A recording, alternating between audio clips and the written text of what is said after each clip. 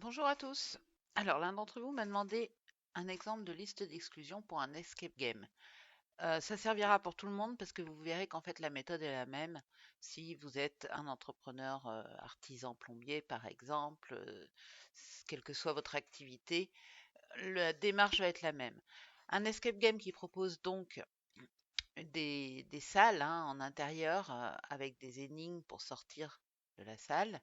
On va exclure un certain nombre de choses, en particulier tout ce qui a trait aux jeux à la maison, c'est-à-dire aux boîtes d'escape game par exemple, ou à d'autres jeux sans rapport, ou aux possibilités de se faire son propre jeu chez soi.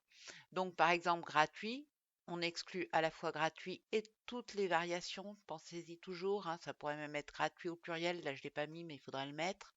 On exclut imprimé, impression, PDF, société, société sans accent pour jeu de société. On exclut l'expression escape game à la maison.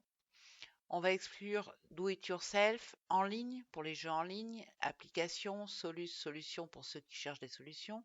Tant que j'y suis, je vais exclure toutes les marques qui ne me concernent pas et qui vendent ce type de jeu.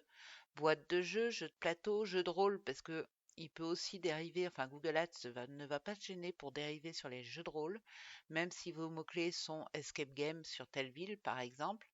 Unlock, Exit, parce que c'est deux jeux de société qui sont très connus dans le domaine, il peut y en avoir d'autres, là je vous l'ai mis en exemple.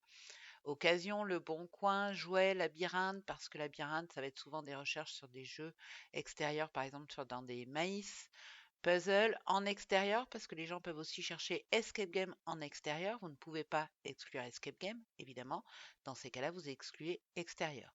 Là, l'idée, c'est vraiment d'exclure, voilà, tout ce qui déjà a trait à des jeux qui peuvent être proches pour l'algorithme de Google, mais qui en réalité ne vous concernent pas avec vos salles d'escape game.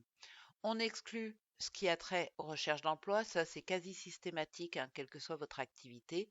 Pareil avec les variantes. J'en avais déjà parlé dans un autre TikTok, donc j'y reviens pas. Recrutement, travail, formation. Ce qui a trait aux jeux vidéo, par exemple avec les noms de consoles, les noms de jeux connus. Et enfin, vous allez exclure toutes les villes qui ne vous concernent pas, même si vous avez mis des zones géographiques. Pensez que il est capable de diffuser quand même, par exemple, sur des recherches qui portent sur Escape Game Paris, même si la personne est à Annecy et que vous êtes à Annecy, eh ben, n'allez pas diffuser sur Paris. Ça va vous faire perdre des clics pour rien. Donc, toutes les grandes villes, alors évidemment, c'est impossible d'exclure toutes les villes, mais vous prenez par population les plus grandes villes, les 30, 40 plus grandes villes déjà, et vous les excluez d'entrée de jeu. Voilà, j'espère que ça répond à vos besoins pour la personne qui m'avait posé cette question sur les escape games.